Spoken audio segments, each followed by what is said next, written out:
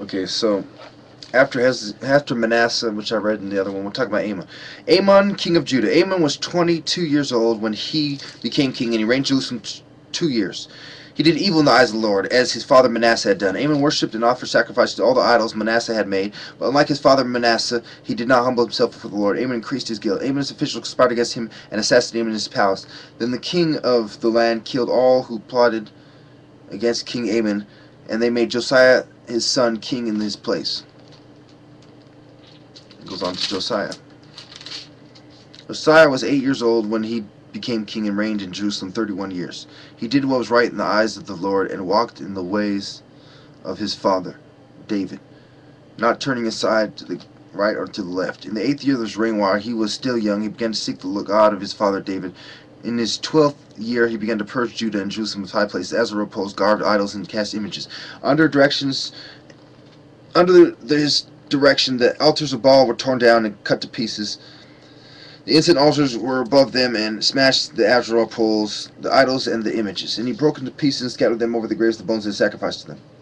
Of those that sacrificed to them. He burned the bones of the priests and the altars, and so he purged Judah and Jerusalem. In the towns of Manasseh, Ephraim, and Simeon, as far as Naphtali, and in the ruins around him, he tore down the altars and the Asherah poles, and crushed the idols to powder, and cut to pieces all the incense altars throughout Israel.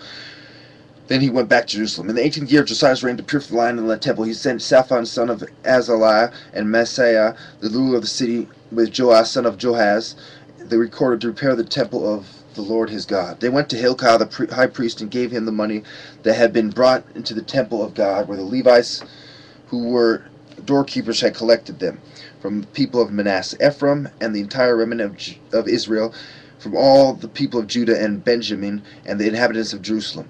Then they entrusted it to the men appointed to supervise the work on the Lord's temple. These men paid the workers who repaired and restored the temple. They also gave money to the carpenters and builders to purchase dressed stone and timber for joists and beams for the buildings that the kings of Judah had allowed to fall into ruin.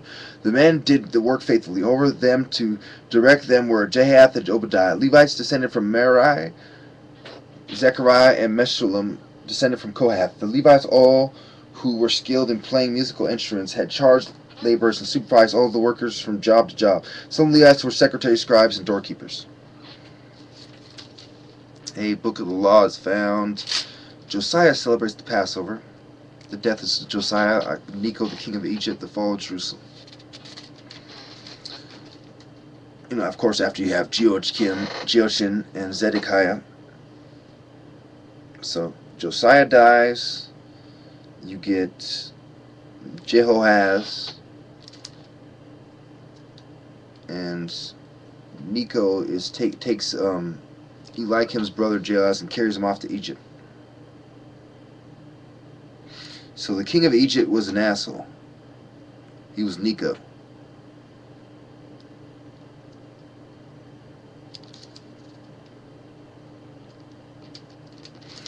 It's fun. The fall of Jerusalem. The Lord, the God of their fathers, sent word to them through his messengers again and again, because he had pity on his people and on his dwelling place. But they mocked God's messengers, despised his words, and scoffed at his prophets, until the wrath of the Lord was aroused against his people, and there was no remedy. He brought up against them the king of the Babylonians, who killed their young men with the sword in the sanctuary, and spared neither young man nor old woman, old man or age. God handed all of them over to Nebuchadnezzar. He carried to Babylon all the articles from the temple of God, both large and small, the treasures of the Lord's temple, and the treasures of the king and his officials. They set fire to God's temple and broke down the walls of Jerusalem. They burned all the palaces and destroyed everything of value there. He carried into exile to Babylon the remnant who escaped from the sword. They became servants to him and sons until the kingdom of Persia came to power. The land enjoyed its Sabbath rests. See, I actually read this in another video, but I'm just trying to emphasize it. All the time of his desolation he rested until the 70 years were complete in fulfillment of the word of the Lord spoken by Jeremiah. In the first year of Cyrus, king of Persia, in order to fulfill the word of the Lord spoken by Jeremiah, the Lord moved the heart of Cyrus, king of Persia, to make a proclamation throughout his realm and to put it in writing. This is what Cyrus, king of Persia, said: The Lord, the God of heaven, has given me all the kingdoms of the earth and has appointed me to build a temple for him at Jerusalem in Judah. Any one of his people among you, may the Lord his God be with him and let him go up. It's kind of like what happened with the Babylonians and in World War II, where how they end up getting Israel. They staged the whole thing, and they're trying to mimic it, and it's not the real Jews, a bunch of white boys playing Jew. But anyway, I'll end this with a quote from the book of Luke. The boy Jesus at the temple.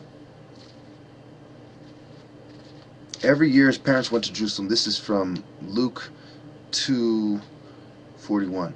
Every year his parents went to Jerusalem for the feast of the Passover. When he was 12 years old, they went up to the east according to the custom. After the feast was over, while his parents were returning home, the boy Jesus stayed behind in Jerusalem, but they were unaware of it. Thinking he was in their company, they traveled for a day. They then began looking for him among the relatives and friends. When they did not find him, they went back to Jerusalem looking for him. After 3 days, they found him in the temple courts, sitting among the teachers, listening to them and asking them questions. Everyone who had heard him was amazed at his understanding and his answers. When his parents saw him, they were astonished. His mother said to him, "Son, why have you treated us like this? Your father and I have actually searched for you." "Why were you searching for you?" he said. "Didn't you know I had been to my father's house?" But they did not understand what he was saying. Then he went down to Nazareth with them and was obedient to them. But his mother treasured all these things in her heart. And Jesus grew in wisdom and stature, and in favor with God and men. So then it goes on to John the Baptist, the baptizing of Jesus, temptation of Jesus, Jesus rejected at Nazareth, Jesus drives out an evil spirit, Jesus heals many, the calling of the first disciples, the man with leprosy, Jesus heals the paralytic, the calling of Levi, Jesus' question about fasting, Lord of the Sabbath, the 12 apostles, blessings and woes, judging others, a tree is fruit, the wise and foolish builders. Why do you call me Lord, Lord, and do not do what I say? I will show you what he is like who comes to me and hears my words and puts them into practice. He is like a man building a house who dug down deep and laid the foundation on rock. When a flood came, the torrent struck the house, but could not shake it because it was well built. But the one who hears my word and does not put them into practice, like a man who built a house on the ground without a foundation, the moment the torrent struck the house, it collapsed. Destruction was complete. It's the foundation. So even Jesus agrees it's the foundation that you need to build your house on. And the foundation is not just the Torah, it is Egypt. Thank you.